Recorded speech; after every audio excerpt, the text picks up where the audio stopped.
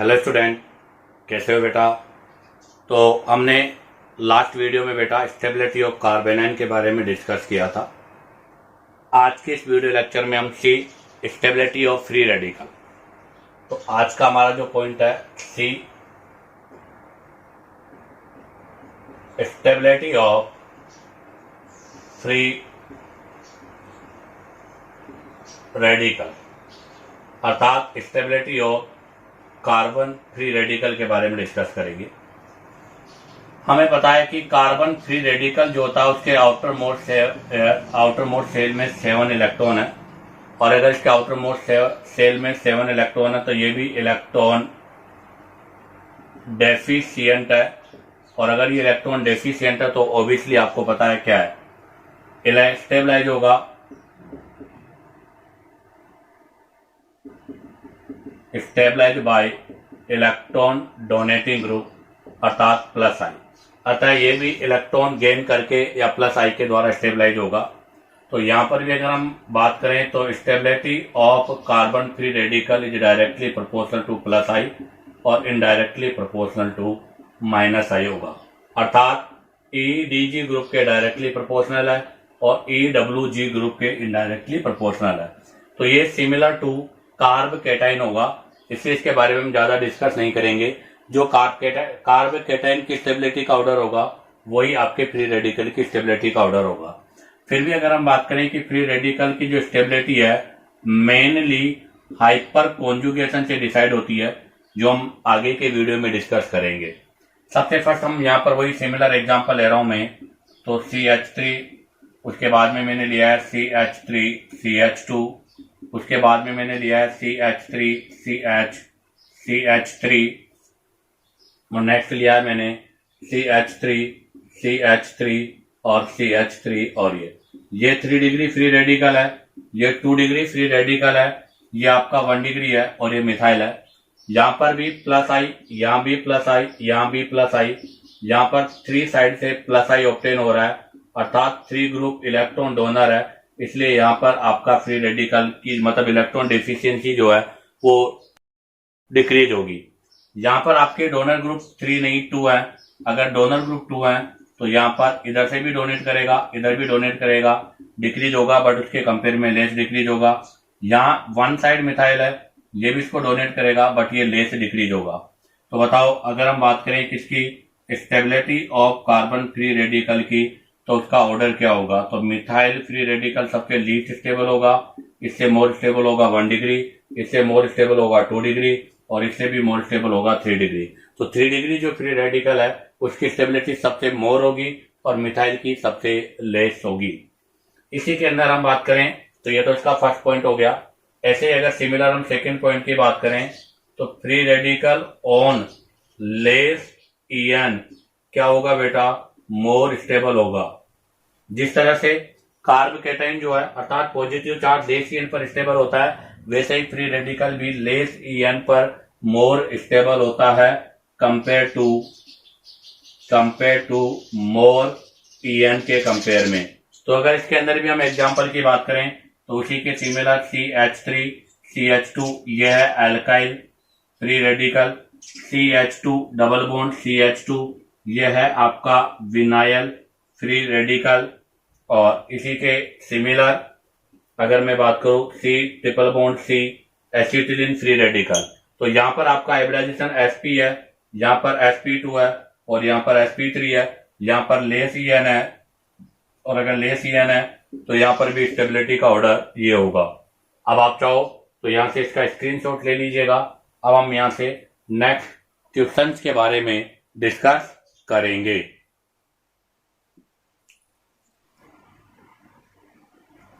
तो देखिएगा, second point से रिलेटेड एक एग्जांपल और हम डिस्कस करते हैं।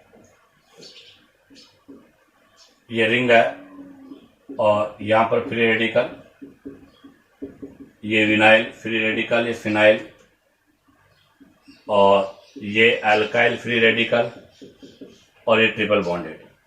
यहाँ पर ट्रिपल बॉन्ड है sp, यहाँ सिंगल बॉन्ड है sp3, यहाँ डबल बॉन्ड है sp2, यहाँ भी डबल बॉन्ड है sp2, बट यहाँ मोर sp2 कार्बन है, इसलिए मोर EN होगा ये।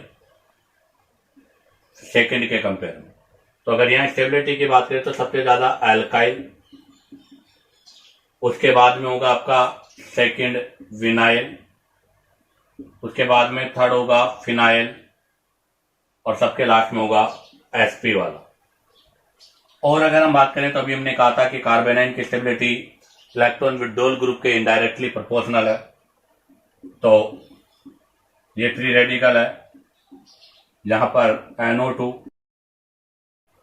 ये फ्री रेडिकल है, यहां पर CN,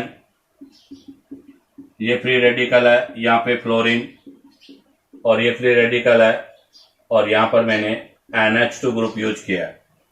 आप जरा देखो यहां पर सभी ग्रुप, NO2 ग्रुप का भी माइनस आई है, CN का भी माइनस आई है, फ्लोरीन का भी माइनस आई है, NH2 का भी माइनस आई है, बट इन सबका स्ट्रेंथ डिफरेंट है।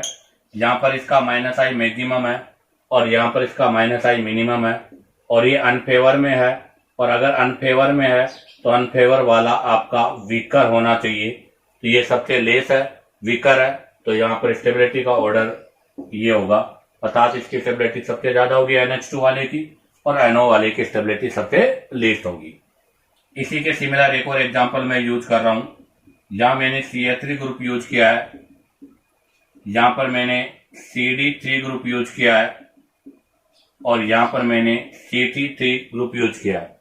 आप देखो यहां पर भी मिथाइल का प्लस आई ऑब्जर्व हो रहा है, यहां पर भी CD का प्लस आई ऑब्जर्व हो रहा है, और यहां पर भी CT का प्लस आई यूज हो रहा है, अर्थात ये सब फेवर में है। और फेवर वाला तो क्या होना चाहिए, स्ट्रोंगर होना चाहिए। और हमें पता है कि प्लस आई के ऑर्डर की अगर हम बात करें तो CT3 का प्लस आई सबसे ज्यादा होगा, उसके बाद में CD, और उसके बाद में CH3 का। तो यहाँ पर प्लस आई मैक्सिमम है और यहाँ पर प्लस आई मिनिमम है, तो यहाँ पर स्टेबिलिटी का ऑर्डर ये होगा। इसी के साथ आपका ये स्टेबिलिटी ऑफ फ्री रेडिकल का पोर्शन कंप्लीट होता है। अब आप चाहो तो यहाँ से इसका स्क्रीनशॉट ले लीजिएगा।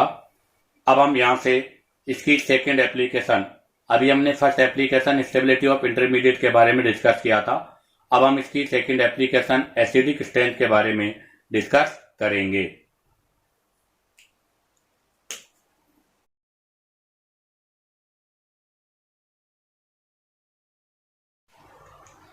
तो अब हम डिस्कस करेंगे एसिडिक स्ट्रेंथ। तो इंडक्टिव इफेक्ट का second application acidic basic strength, acidic और बेसिक स्ट्रेंथ के बारे में। और उसमें भी हम बेटा सबसे पहला डिस्कस करेंगे एसिडिक स्ट्रेंथ। एसिडिक स्ट्रेंथ में हम बात करें तो एसिड होता क्या है, सबसे पहले उसके बारे में डिस्कस करेंगे।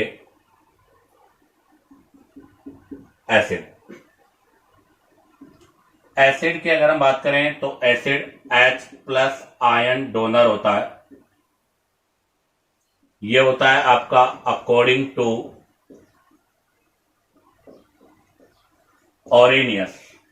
ऑरिनियस के अकॉर्डिंग अगर हम बात करें तो एसिड वो होते हैं जो वाटर में H+ आयन डोनेट करते हैं। Lone pair acceptor, according to अगर मैं लुईस बात करूं, लुईस कॉन्सेप्ट के अकॉर्डिंग, तो लुईस कॉन्सेप्ट के अकॉर्डिंग आपके जो एसिड्स होते हैं वो लोन पेयर एक्सेप्टर होते हैं। प्रोटॉन, और प्रोटॉन को बेटा H+ को हम प्रोटॉन बोलते हैं, तो proton donor. According to Bronsted Lowry concept की अगर हम बात करें तो जो प्रोटॉन डोनर होते हैं वो एसिड होते हैं। तो एसिड के लिए 3 डिफरेंट साइंटिस्ट थे जिन्होंने अलग अलग कॉन्सेप्ट यूज किया, एक ओरिनियस, एक लुईस और एक आपका ब्रोंस्टेड। ओरिनियस के अकॉर्डिंग जो प्रोटॉन डोनर होते हैं वो एसिड होते हैं, लुईस के अकॉर्डिंग जो लोन पेयर एक्सेप्टर होते हैं, और ब्रोंस्टेड लोरी के हिसाब से जो प्रोटॉन डोनर होते हैं। जैसे इसके लिए मैं एक एग्जांपल ले रहा हूं, HA, ये कोई एसिड है, इसका डिसोसिएशन करेंगे बेटा हम, तो ये डिसोसिएट होकर H+ और A- बनाएगा, और HA में से जब H+ चला गया तो ये जो बचा है इस पोर्शन को हम बोलते हैं कॉन्जुगेटेड बेस। क्या बोलते हैं बेटा? Conjugated base. तो ध्यान रखना, अगर आपको किसी का भी कॉन्जुगेटेड बेस बनाना है तो जो भी एसिड है उसमें से एक प्रोटॉन को रिमूव कर दो, आपका रिमेनिंग पार्ट जो होगा वो कॉन्जुगेटेड बेस होगा। अब हम यहां से इसका डिसोसिएशन निकालते हैं। तो डिसोसिएशन कांस्टेंट होता है बेटा Ka, और Ka के लिए लिखेंगे तो product upon reactant. Ka equal to product upon reactant, ये प्रोडक्ट है, Ha आपका रिएक्टेंट है। ध्यान रखना, Ka यहां पर क्या है? K है यहां पर acid dissociate constant, acid dissociation constant. इसके बारे में आप लोगों ने इक्विलिब्रियम में डिस्कस किया है। एसिड डिसोसिएशन कांस्टेंट है Ka, और एसिड डिसोसिएशन कांस्टेंट Ka यह है। अब आप जरा देखो, यहां से अगर H प्लस आयन की वैल्यू इंक्रीज होगी तो आपको पता है अगर H प्लस की वैल्यू इंक्रीज होगी तो Ka की वैल्यू इंक्रीज होगी, और अगर Ka की वैल्यू इंक्रीज होगी तो डेफिनेट है एसिडिक स्ट्रेंथ भी इंक्रीज होगा।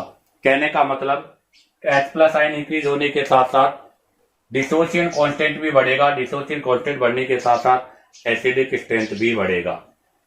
अगर अब हम यहां से ये जो Pk है अगर इसका एंटीलॉग लेते हैं तो आपको पता है इसका एंटीलॉग लेते हैं ये Pk बन जाएगा, और उसको हम लिखेंगे log Ka, log Ka। अर्थात ये जो K है इसका माइनस में हम एंटीलॉग लेंगे, और जब इसका माइनस में एंटीलॉग लेंगे तो Pk बनेगा। तो इसका मतलब ऑब्वियसली ये इसके क्या होगा? इनडायरेक्टली प्रोपोर्शनल होगा। इसके अलावा आपने एक वैल्यू और पढ़ी थी कि पीएच जो होता है माइनस का log 10 base H plus ion होता है, अर्थात H प्लस आयन का नेगेटिव लॉगरिथम। और जब H प्लस आयन की वैल्यू इंक्रीज होगी तो नेगेटिव में वैल्यू क्या हो जाएगी? डिक्रीज। इसका मतलब पीएच की वैल्यू क्या हो जाएगी? इंक्रीज। तो ध्यान दें, हमें एसिडिक स्ट्रेंथ की अगर बात करें तो H प्लस आयन इंक्रीज होने के साथ साथ Ka इंक्रीज होता है, एसिडिक स्ट्रेंथ भी इंक्रीज होती है। अगर हम इस Ka का एंटीलॉग लेते हैं तो Pk बन जाता है, और अगर हम H प्लस आयन का एंटीलॉग लेते हैं तो वो पीएच बन जाता है। और जैसे ही P लगेगा, P लगते ही ये जो आपका ऑर्डर है वो इनडायरेक्टली प्रोपोर्शनल हो जाएगा। तो एक बार आप यहां से इसका स्क्रीनशॉट लीजिएगा। इसको हम ओवरऑल अब एक साथ कंक्लूजन को राइट डाउन करेंगे। तो देखिएगा, अभी हमने जो लास्ट लिखा था उसको कंक्लूजन में, तो जब H प्लस की वैल्यू इंक्रीज होगी तो बेटा पीएच की वैल्यू डिक्रीज होगी। जब Ka की वैल्यू इंक्रीज होगी तो Pk की वैल्यू डिक्रीज होगी, और ऐसी कंडीशन पर आपका जो एसिडिक स्ट्रेंथ है H प्लस बढ़ा, पीएच घटेगा, H प्लस बढ़ेगा, Ka बढ़ेगा, Ka इंक्रीज होगा, Pk डिक्रीज होगा, तो एसिडिक स्ट्रेंथ भी इंक्रीज होगा। इसका मतलब हम ऐसे लिख सकते हैं कि एसिडिक स्ट्रेंथ जो होता है वो डायरेक्टली प्रोपोर्शनल है H plus ion, is directly proportional है Ka, इनडायरेक्टली प्रोपोर्शनल है पीएच, इनडायरेक्टली प्रोपोर्शनल है Pk। इसके अलावा अगर हम चाहें तो एसिडिक स्ट्रेंथ को ऐसे भी लिख सकते हैं, स्टेबिलिटी ऑफ कॉन्जुगेटेड बेस। आपको पता है कि प्रोटॉन डोनेट करने के बाद जो बनता है उसको बोलते हैं कॉन्जुगेटेड बेस, और अगर कॉन्जुगेटेड बेस मोर स्टेबल होगा तो वो इजीली फॉर्मेड होगा। अगर इजीली फॉर्मेड होगा तो ऑब्वियसली उसकी एसिडिक स्ट्रेंथ भी मोर होगी। और जो कॉन्जुगेटेड बेस होते हैं बेटा वो एक प्रकार से एनाइन है, और हमें पता है कि एनाइन की स्टेबिलिटी माइनस आई के तो डायरेक्टली प्रोपोर्शनल और प्लस आई के इनडायरेक्टली प्रोपोर्शनल होती है। तो किसी भी एसिडिक स्ट्रेंथ को सोल्व करने के लिए हमें यह कंक्लूजन क्लियर होना चाहिए कि H प्लस आयन बढ़ेगा, एसिडिक स्ट्रेंथ बढ़ेगा। Ka की वैल्यू अर्थात उसका एसिडिक डिसोसिएशन कांस्टेंट अर्थात उसकी डिसोसिएशन होने की टेंडेंसी बढ़ेगी तो एसिडिक स्ट्रेंथ बढ़ेगा। अगर उसका H प्लस आयन नहीं, उसका पीएच बढ़ेगा माइनस का लो, तो एसिडिक स्ट्रेंथ डिक्रीज होगी, और अगर उसका Pk बढ़ेगा तो भी एसिडिक स्ट्रेंथ डिक्रीज होगी।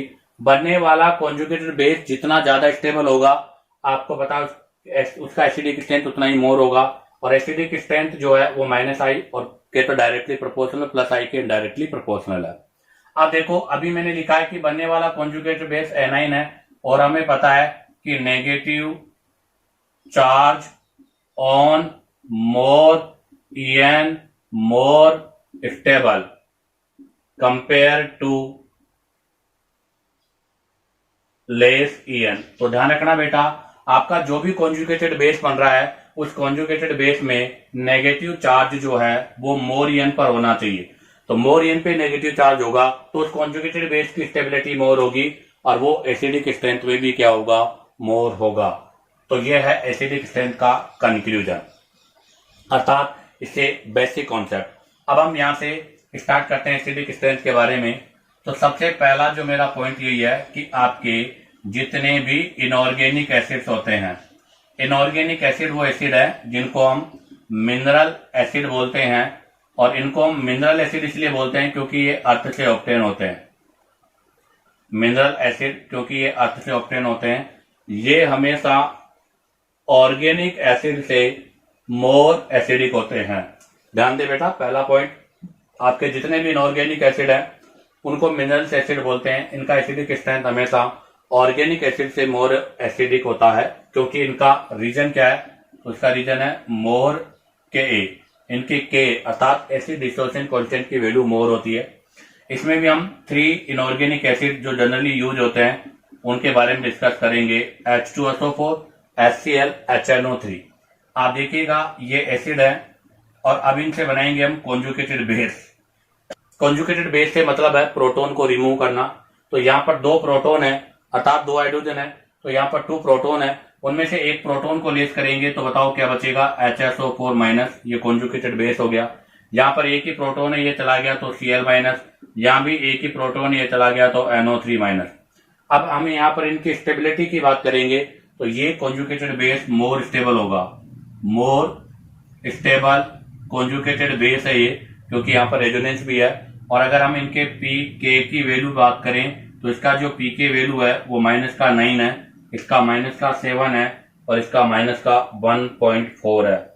अब आप बताओ, अगर इसकी वैल्यू -9 है तो -9 की वैल्यू तो बहुत ही कम होगी, तो इसकी pK की वैल्यू बहुत ही कम होगी। तो अगर pK की वैल्यू बहुत कम होगी तो इसका एसिडिक स्ट्रेंथ सबसे ज्यादा होगा। तो यहाँ पर इनके एसिडिक स्ट्रेंथ की बात करें तो ये एसिडिक स्ट्रेंथ का ऑर्डर होगा, अर्थात H2SO4 हाईली एसिडिक है, HNO3 लीस्ट एसिडिक है इन तीनों इनऑर्गेनिक एसिड में। यहाँ पर मैं एक इंपॉर्टेंट नोट और लिख रहा हूं, HSBF6, HSBF6 इसको बेटा सुपर एसिड बोलते हैं और ये सबसे स्ट्रॉन्गेस्ट एसिड है, दुनिया का सबसे स्ट्रॉन्गेस्ट एसिड है, चाहे वो ऑर्गेनिक हो इनऑर्गेनिक हो। तो HSBF6 सुपर एसिड इसको बोलते हैं, सबसे ज्यादा ये स्ट्रॉन्गेस्ट एसिड है। ऐसा क्यों? क्योंकि इसका pK की जो वैल्यू है वो -12 होता है। आपको किसी के भी pK की वैल्यू लर्न करने की आवश्यकता नहीं है, हमें कॉन्सेप्ट के साथ हर क्वेश्चन को सोल्व करना है। अब हम यहाँ से ऑर्गेनिक एसिड्स के बारे में डिस्कस करेंगे, क्योंकि ऑर्गेनिक केमिस्ट्री में हम केवल ऑर्गेनिक एसिड के बारे में डिस्कस करेंगे, इनऑर्गेनिक के बारे में नहीं। यह तो मैंने केवल आपको एक बेसिकली नॉलेज के लिए आपको बता दिया कि H2SO4 सबसे ज्यादा एसिडिक होता है, HNO3 लीस्ट है और HBF6 सुपर एसिड है जिसका pK -12 है। अब आप चाहो तो यहाँ से इसका स्क्रीनशॉट ले लीजिएगा। अब हम यहाँ से ऑर्गेनिक एसिड्स के बारे में डिस्कस करेंगे। तो देखिएगा, अब हम यहाँ से ऑर्गेनिक एसिड्स के बारे में डिस्कस करेंगे। तो सबसे फर्स्ट हमने लिया है CH triple bond CH alkyne, second CH2 double bond CH2 alkene और थर्ड है CH3 एल्केन। अब यहाँ पर एसिडिक हाइड्रोजन है, अब मैं यहाँ से इनके कॉन्जुगेटेड बेस बना रहा हूँ। यहाँ से एक H चला गया तो इसका कॉन्जुगेटेड बेस बनेगा ये एनाइन, यहाँ पर इसका कॉन्जुगेटेड बेस बनेगा ये एनाइन और यहाँ पर इसका कॉन्जुगेटेड बेस बनेगा ये। अब आप जरा देखो, यहाँ पर नेगेटिव चार्ज जो है वो डिफरेंट हाइब्रिडाइजेशन पर है। यहाँ पर ट्रिपल बॉन्ड है तो हाइब्रिडाइजेशन sp होगा, यहाँ डबल बॉन्ड है तो sp2 होगा और यहाँ सिंगल बॉन्ड है तो हाइब्रिडाइजेशन sp3 होगा। और हमें पता है कि स्टेबिलिटी ऑफ कार्ब एनाइन के अंदर हाइब्रिडाइजेशन में sp कार्ब एनाइन की स्टेबिलिटी सबसे ज्यादा होती है, उससे लेस sp2 की होती है और सबसे लेस sp3 की होती है। ऐसा क्यों? क्योंकि यहाँ पर percentage S character 25% S character है, इसलिए इसका जो En है वो लेस होगा और यहाँ पर इसका En 2.5 है।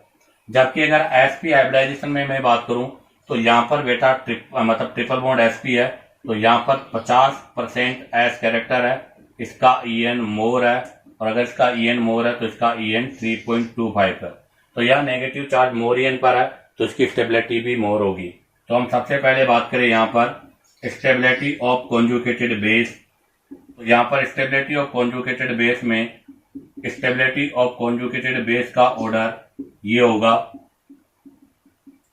अब अगर स्टेबिलिटी ऑफ कॉन्जुगेटेड बेस का ऑर्डर ये होगा तो इसका मतलब इजीली फॉर्मेड होगा, ये इजीली फॉर्मेड कॉन्जुगेटेड बेस। अगर ये कॉन्जुगेटेड बेस आपका इजीली फॉर्मेड होगा तो इसका मतलब मोर एसिडिक भी होगा फिर, तो ये क्योंकि इसका फॉर्मेशन इजी हो रहा है तो ये मोर H प्लस आयन डोनेट करेगा, मोर H प्लस आयन डोनेट करेगा तो मोर एसिडिक भी होगा।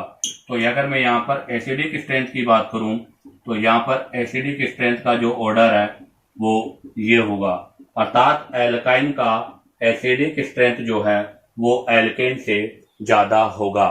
अब यहां से मैं आपको एक कॉन्सेप्ट और क्लियर कर दूं कि स्टेबिलिटी जैसे जैसे कॉन्जुगेटेड बेस की बढ़ेगी एसिडिक स्ट्रेंथ भी वैसे ही क्या होगा बेटा, इंक्रीज होगा। अब आप चाहो तो यहां से, तो मैं ये हाइड्रोकार्बन के बारे में मैंने डिस्कस किया था, पहला जो हमारा पॉइंट था वो है हाइड्रोकार्बन के बारे में भी डिस्कस हुआ है। अब आप चाहो तो यहां से इसका स्क्रीनशॉट ले लो। अब हम यहां से हाइड्राइड ऑफ पी ब्लॉक्स के बारे में डिस्कस करेंगे। तो अब हम यहां से second point hydride of P block के बारे में डिस्कस करेंगे। अभी हमने फर्स्ट हाइड्रोकार्बन के बारे में डिस्कस किया था। हाइड्राइड ऑफ पी ब्लॉक में मैं सबसे पहले group number 70 HF, HCl, HBr और HI, ये एक ही ग्रुप के हैं बेटा, और एक ही ग्रुप के हैं तो यहाँ पर साइज जो है वो आपका कंसीडर फैक्टर है, ध्यान दें। सबसे पहले मैं यहां से इनके कॉन्जुगेटेड बेस बनाता हूं, तो F minus, Cl minus, Br minus और I माइनस। हमें पता है लेफ्ट टू राइट जाने पर क्लोराइड, क्लोराइड, ब्रोमाइड ये डाउन द ग्रुप है, और हम जानते हैं कि डाउन द ग्रुप जाने पर साइज हमेशा इंक्रीज होता है। तो हम अगर यहां से बात करें तो लेफ्ट टू राइट जाने पर साइज ऑफ एनाइन जो है वो इंक्रीज हो रहा है। अगर साइज ऑफ एनाइन इंक्रीज होगा तो बेटा बॉन्ड लेंथ बढ़ेगा, बॉन्ड लेंथ बढ़ेगा तो बॉन्ड स्ट्रेंथ डिक्रीज होगा, और अगर बॉन्ड स्ट्रेंथ डिक्रीज होगा तो H plus ion donor tendency बढ़ेगी, और अगर H plus ion donor tendency बढ़ेगी तो एसिडिक स्ट्रेंथ भी बढ़ेगा। ध्यान दे, इसका मतलब HI मोर एसिडिक होगा। फर्स्ट कॉन्सेप्ट तो यह है। Second concept size of anion से हम अगेन डिसाइड कर सकते हैं क्या होगा उसके अंदर भी यही लगेगा, साइज का ही कॉन्सेप्ट है, बट हम उसको डिफरेंट वे में बोल सकते हैं कि साइज ऑफ कॉन्जुगेटेड जो बेस है वो इंक्रीज हो रहा है, तो इससे मोर डिस्पर्सन ऑफ नेगेटिव चार्ज, इससे नेगेटिव चार्ज का मोर डिस्पर्सन होगा। अगर नेगेटिव चार्ज मोर डिस्ट्रीब्यूट होगा तो इलेक्ट्रॉन डेंसिटी जो है वो डिक्रीज होगी, और आपको पता है इलेक्ट्रॉन डेंसिटी था चार्ज डिक्रीज हो रहा है, तो चार्ज डिक्रीज होने के साथ साथ स्टेबिलिटी ऑफ कॉन्जुगेटेड बेस बढ़ेगा। अगर स्टेबिलिटी ऑफ कॉन्जुगेटेड बेस बढ़ेगा तो बेटा एसिडिक स्ट्रेंथ भी बढ़ेगा। ध्यान रखना, सीबी का मतलब है कॉन्जुगेटेड बेस। इसके अलावा इसको हम एक और कॉन्सेप्ट से भी एक्सप्लेन कर सकते हैं। ओवरलैपिंग के हिसाब से हमें पता है कि अगर छोटे साइज के एटम होते हैं तो उनमें ओवरलैपिंग अच्छी होती है, और जब साइज में बड़े हो जाते हैं तो उनके बीच में ओवरलैपिंग कम होती है। कहने का मतलब जैसे ये दो छोटे एटम है तो इनके बीच में ओवरलैपिंग अच्छी होगी, बट यही एटम बड़े हो जाएंगे तो अब ओवरलैपिंग लेस होगी। तो इसका मतलब ये होगा कि बड़े साइज वाले में ओवरलैपिंग कम होती है, और अगर ओवरलैपिंग कम होती है तो डोनट करने की टेंडेंसी भी मोर होती है। तो हम यहाँ पर जो लिखेंगे वही लेफ्ट टू राइट जाने पर साइज ऑफ हेलोजन इंक्रीज हो रहा है। अगर साइज ऑफ हेलोजन इंक्रीज होगा, एक्स का मतलब हेलोजन है बेटा, फ्लोरीन, क्लोरीन, ब्रोमीन, आयोडीन, अगर इनका साइज इंक्रीज हो रहा है तो यहां पर आपका जो ऑर्बिटल ओवरलैपिंग है, ऑर्बिटल ओवरलैपिंग घटेगी। अगर ऑर्बिटल ओवरलैपिंग डिक्रीज होगा तो H plus ion donor tendency बढ़ेगी, और अगर H plus ion donor tendency बढ़ेगी तो बेटा एसिडिक स्ट्रेंथ भी इंक्रीज होगा। तो बताओ यहाँ पर एसिडिक स्ट्रेंथ का ऑर्डर क्या होगा? HI जो है सबसे स्ट्रॉन्ग एसिड होगा कंपेयर टू HF, अर्थात डाउन द ग्रुप जाने पर एसिडिक स्ट्रेंथ इंक्रीज होता है। तो हाइड्राइड ऑफ पी ब्लॉक में अगर हम बात करें तो डाउन द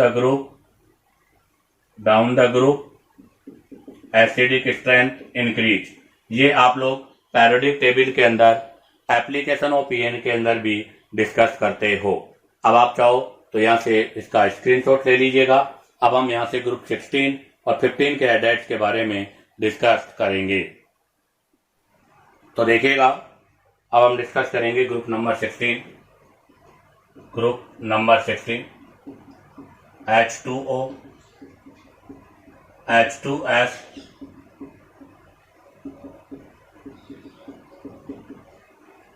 अब आप देखिएगा यहां से इसका जो कॉन्जुगेटेड बेस बनेगा OH minus, HS minus, H2, HSE minus और HTE माइनस। वही लेफ्ट टू राइट जाने पर साइज ऑफ एनाइन इंक्रीज हो रहा है, इसलिए stability of conjugated base increase हो रहा है, इसलिए एसिडिक स्ट्रेंथ भी इंक्रीज हो रहा है, अर्थात वो डाउन द ग्रुप जाने पर एसिडिक स्ट्रेंथ इंक्रीज होगा। इसी के similar group 15 Nepal, Pakistan, Australia, सब, यहां पर भी हम इनके कॉन्जुगेटेड बेस की बात करें तो यहां से कॉन्जुगेटेड बेस बनेगा NH2 माइनस, यहां से बनेगा PH2 माइनस, यहां से बनेगा ASH2 माइनस, यहां से बनेगा HSSBH2 माइनस। यहां भी वही लेफ्ट टू राइट जाने पर इसी के similar size of anion increase हो रहा है, stability of conjugated base increase हो रहा है, तो एसिडिक स्ट्रेंथ भी इंक्रीज होगा। तो अभी हमने जो भी डिस्कस किया वो सब ग्रुप के अकॉर्डिंग था। अब हम यहाँ पर एक पीरियड के अकॉर्डिंग भी डिस्कस करेंगे। तो नेक्स्ट जो भी है, तो ये फर्स्ट सेकंड थर्ड हो गया। अब हम पीरियड के अकॉर्डिंग डिस्कस कर रहे हैं।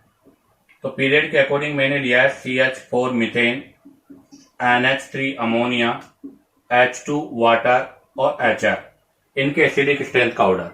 तो ध्यान रखना बेटा, ये पीरियड सेम है, और अगर पीरियड सेम है तो अब साइज नहीं EN कंसीडर फैक्टर होगा, और EN के अकॉर्डिंग हम यहाँ डिसाइड करेंगे। तो हम यहाँ से इनके कॉन्जुगेटेड बेस बनाता हूं मैं, तो CH3 माइनस कॉन्जुगेटेड बेस बनेगा, यहाँ से NH2 माइनस, यहाँ से OH माइनस और यहाँ से F माइनस। अब आप जरा देखो, EN कंसीडर है तो यहाँ पर EN 2.5 है, यहाँ पर 3 है, यहाँ पर 3.5 है और यहाँ पर 4 है। आपको पता है कि लेफ्ट टू राइट जाने पर EN ऑफ एनाइन जो है वो इंक्रीज हो रहा है, तो इसका मतलब स्टेबिलिटी ऑफ कॉन्जुगेटेड बेस भी इंक्रीज होगा, तो इसका मतलब एसिडिक स्ट्रेंथ भी डिक्रीज होगा। तो यहाँ पर एसिडिक स्ट्रेंथ का ऑर्डर ये होगा। तो ध्यान दे, ग्रुप में डाउन द ग्रुप जाने पर भी एसिडिक स्ट्रेंथ बढ़ता है, और अगर हम पीरियड में बात करें तो लेफ्ट टू राइट, हम लेफ्ट टू राइट जा रहे हैं तो भी एसिडिक स्ट्रेंथ बढ़ेगा, क्योंकि वहां पर EN की वैल्यू इंक्रीज होती है। तो HF जो है वो मीथेन से ज्यादा एसिडिक होता है, क्योंकि यहाँ पर पीरियड है और पीरियड में कंसिडर फैक्टर EN होता है, यहाँ पर ग्रुप है और ग्रुप में कंसिडर फैक्टर साइज होता है। तो साइज ऑफ एनाइन इंक्रीज होने के साथ साथ भी एसिडिक स्ट्रेंथ बढ़ेगा, और EN ऑफ एनाइन, एनाइन की EN बढ़ने के साथ साथ भी एसिडिक स्ट्रेंथ इंक्रीज होगा। इसी के साथ आपका ये हाइड्राइड ऑफ पी ब्लॉक्स का पोर्शन भी कंप्लीट होता है। अब आप चाहो तो यहाँ से इसका स्क्रीनशॉट ले लीजिएगा अब हम नेक्स्ट पॉइंट के बारे में डिस्कस करेंगे। तो देखिएगा, अभी हमने हाइड्राइड और पी ब्लॉक के बारे में डिस्कस किया था। अब मैं उसको एक टेबल की फॉर्म में आपको एक्सप्लेन करना चाहता हूं। तो देखिएगा आप लोग, यह है पीरियड, और हमें पता है कि पीरियड में आपका EN कंसिडर फैक्टर होता है, जिसके अंदर आपके पास सेकेंड पीरियड में कार्बन, नाइट्रोजन, ऑक्सीजन और फ्लोरीन।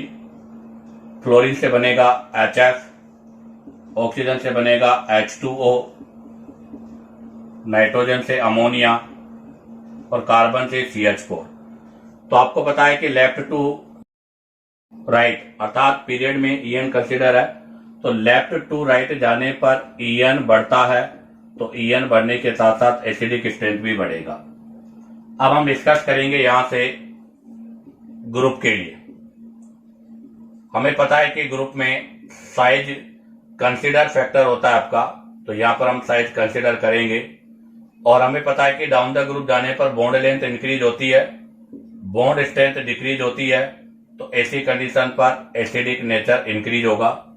तो देखिएगा, फ्लोरीन, फ्लोरीन के बाद क्लोरीन, क्लोरीन के बाद ब्रोमीन, ब्रोमीन के बाद आयोडीन, क्लोरीन से बनेगा HCl, ब्रोमीन से बनेगा HBr और आयोडाइड से बनेगा HI।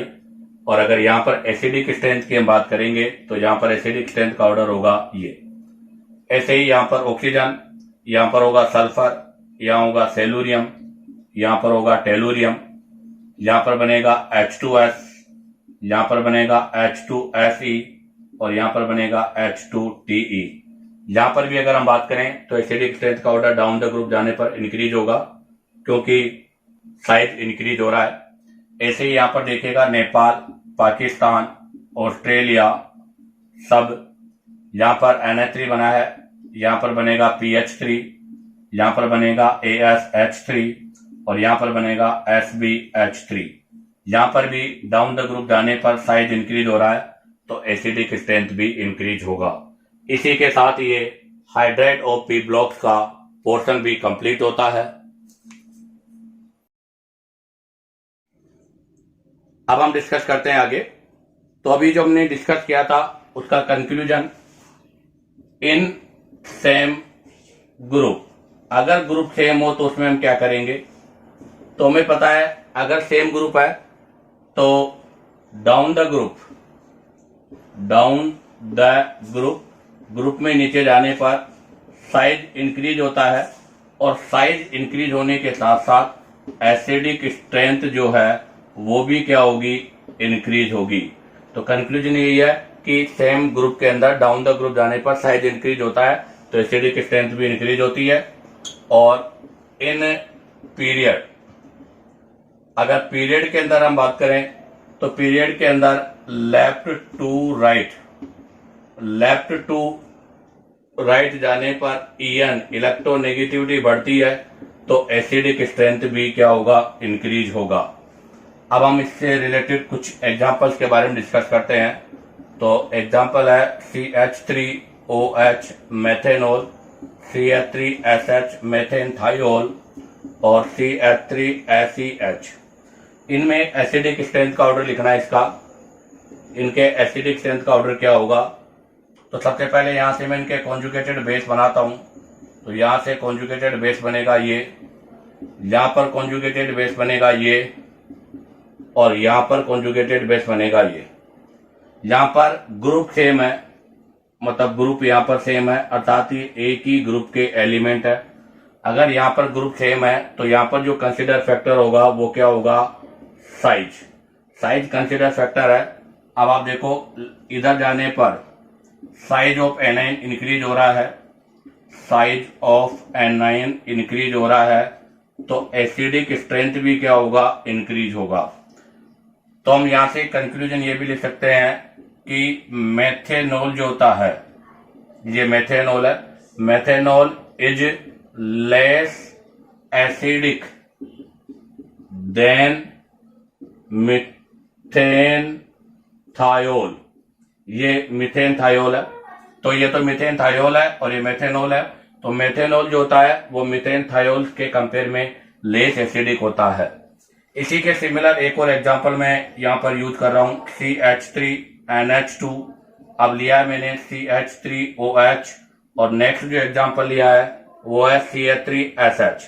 अब आप देखो यहाँ पर ग्रुप और पीरियड दोनों ही डिफरेंट है। अगर ग्रुप और पीरियड दोनों ही डिफरेंट है तो ऐसी कंडीशन पर ध्यान रखना, group and period both different, group and period both different. अगर ग्रुप और पीरियड दोनों ही डिफरेंट हो तो ऐसी कंडीशन पर, अगर ग्रुप और पीरियड दोनों ही डिफरेंट हो तो ऐसी कंडीशन पर हम साइज को कंसीडर फैक्टर मानते हैं, अर्थात ऐसी कंडीशन पर साइज कंसीडर फैक्टर होता है। अब आप देखो यहाँ पर नाइट्रोजन है, यहाँ पर ऑक्सीजन है, और नाइट्रोजन ऑक्सीजन दोनों सेम पीरियड के एलिमेंट है, अर्थात दोनों एक ही पीरियड के एलिमेंट है, तो यहाँ पर En कंसीडर होगा। यहाँ पर ऑक्सीजन का En 3.5 है, नाइट्रोजन का En 3 है, तो इसमें मेथेनॉल का एसिडिक स्ट्रेंथ मीथेन अमाइन से ज्यादा होगा। अब आप देखिएगा यहाँ पर अल्कोहल है, यहाँ पर थायोल है। अल्कोहल और थायोल इनके अंदर सेम ग्रुप है, यहाँ पर क्या है, सेम ग्रुप है, और अगर सेम ग्रुप है तो यहाँ पर साइज कंसिडर होगा, और O की कंपेयर में सल्फर का साइज मोर है, तो यहाँ पर इसका एसिडिक स्ट्रेंथ ज्यादा होगा। तो यहाँ एसिडिक स्ट्रेंथ में थायोल जो है उसकी एसिडिक स्ट्रेंथ सबसे ज्यादा होगी और मीथेन अमाइन की एसिडिक स्ट्रेंथ सबसे लेस होगी। अब आप चाहो तो यहाँ से इसका स्क्रीनशॉट ले लीजिएगा। अब हम यहाँ पर इससे रिलेटेड कुछ अदर्स एग्जांपल्स के बारे में डिस्कस करेंगे। तो देखिएगा, अब इससे रिलेटेड हम कुछ क्वेश्चन सॉल्व कर रहे हैं।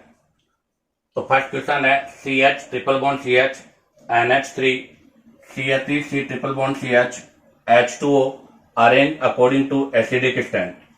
इनको एसिडिक स्ट्रेंथ के ऑर्डर में अरेंज करना है, और यहाँ देखिएगा सेम पीरियड है, सभी एक ही पीरियड के एलिमेंट है, और अगर सेम पीरियड है तो यहाँ पर En कंसिडर होगा।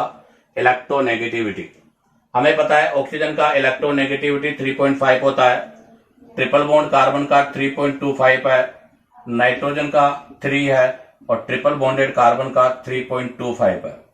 तो इसका मतलब अगर मैंने इसको A माना है, इसको B, इसको C और इसको D, तो सबसे ज्यादा एसिडिक होगा D, और सबसे लीस्ट स्टेबल होगा, सबसे लीस्ट एसिडिक होगा B अकॉर्डिंग टू En। अब हमें A और C में से डिसाइड करना है। तो बेटा A और C में से अगर हम बात करें तो यहाँ पर CH3 जो ग्रुप है, इस CH3 ग्रुप का प्लस आई इफेक्ट ऑब्जर्व हो रहा है, और एसिडिक स्ट्रेंथ प्लस आई से डिक्रीज होती है, क्योंकि हमें पता है कि एसिडिक स्ट्रेंथ जो होती है वो माइनस आई के इनडायरेक्टली प्रोपोर्शनल, और सॉरी माइनस आई के डायरेक्टली प्रोपोर्शनल और प्लस आई के इनडायरेक्टली प्रोपोर्शनल होती है। ऐसा क्यों? क्योंकि जब यहां से आपके पास जो कॉन्जुगेटेड बेस बनेगा वो कॉन्जुगेटेड बेस ये होगा जिसमें CH3 के प्लस आई इफेक्ट की वजह से यहाँ नेगेटिव चार्ज इंक्रीज होगा, जबकि यहाँ पर ऐसा नहीं होगा। इसलिए एक ही एसिडिक स्ट्रेंथ जो है वो C से मोर होगी। तो यहाँ पर एसिडिक स्ट्रेंथ का ऑर्डर जो होगा उसमें D, A, C और B होगा। अब आ जाइएगा question number second. Question number second में कार्बन, नाइट्रोजन, ऑक्सीजन अभी भी सेम पीरियड है। यहाँ पर भी आपका जो क्वेश्चन है उसके अंदर पीरियड सेम है। अगर पीरियड सेम है तो यहाँ पर En जो है वो कंसीडर है, यहाँ पर En कंसीडर है। अगर En कंसीडर है तो देखो यहाँ पर कार्बन है, इसका En 3.25 है क्योंकि ट्रिपल बॉन्डेड है। नाइट्रोजन का En यहाँ पर 3.00 है, और ऑक्सीजन का En यहाँ पर 3.5 है। तो आपको पता है मोर En पर लोन पेयर, मतलब मोर En वाला जो होता है उसका एसिडिक स्ट्रेंथ मोर है। अभी हमने कंक्लूजन में पढ़ा भी था, तो ये सबसे ज्यादा हाईली एसिडिक होगा। उसके बाद में ट्रिपल बॉन्ड, और उसके बाद में NH2 ग्रुप होगा। लास्ट में देखिएगा CH3OH, CH3SH और C ट्रिपल बॉन्ड C। आपके ये दोनों तो एक ही ग्रुप के एलिमेंट है। अगर ये ग्रुप के हैं तो यहाँ पर तो साइज कंसिडर होगा। बाकी ये जो है और ऑक्सीजन वाला है वो सेम पीरियड का है। ये दोनों जो हैं वो सेम पीरियड के हैं, और अगर ये सेम पीरियड के हैं तो यहाँ पर En कंसिडर फैक्टर होगा। हमें पता है अगर हम साइज की बात करें तो साइज के अंदर ऑक्सीजन और सल्फर में से सल्फर का साइज मोर होता है, और अगर En की मैं बात करूं तो ऑक्सीजन का EN जो है वो ट्रिपल बॉन्डेड कार्बन से ज्यादा है। इसका 3.5 है जबकि इसका 3.25 है। तो इसका सेंस क्या है? तो इससे सेंस यह है कि आपके पास सपोज दैट ये A है, ये B है और ये C है। तो A और B में से B की एसिडिक स्ट्रेंथ A से ज्यादा होगी, तो B की एसिडिक स्ट्रेंथ A से मोर होगा। अब आप देखो A और C में अगर मैं कंपेयर करूं तो C जो है उसका EN लेस है और A का EN मोर है, तो A की एसिडिक स्ट्रेंथ C से ज्यादा होगी। तो यहाँ पर जो ऑर्डर होगा उसमें C सबसे लीस्ट एसिडिक होगा और B सबसे मोर एसिडिक होगा। इसी के साथ आपका ये हाइड्राइड और P ब्लॉक्स का पोर्शन कंप्लीट होता है। अब आप चाहो तो यहाँ से इसका स्क्रीनशॉट ले लीजिएगा। अगर आपको वीडियो पसंद आया हो तो आप वीडियो को लाइक, सब्सक्राइब और शेयर करो ताकि आपके पास न्यू नोटिफिकेशन आता रहे।